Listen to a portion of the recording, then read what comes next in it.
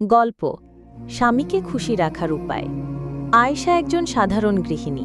দিনরাত স্বামী সংসার নিয়ে ব্যস্ত থাকেন, কিন্তু ইদানিং তার স্বামীর মুখে আগের হাসিটা নেই।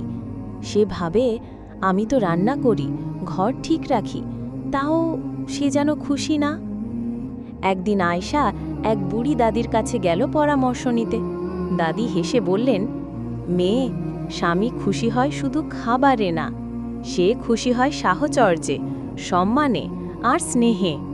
তুমি তাকে দিনে একবার বলো, আমার জন্য তুমি অনেক বড় নিয়ামত। তার ক্লান্তি দূর করতে কাঁধে একটু হাত রাখো, আর নামাজের পর দুহাত তুলে তার জন্য দোয়া করো।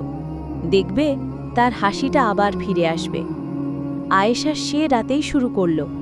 এক গ্লাস পানি হাতে দিয়ে বলল, তুমি না থাকলে আমি কিছুই না, আল্লাহ তোমাকে আমার জন্য হেফাজত করুন।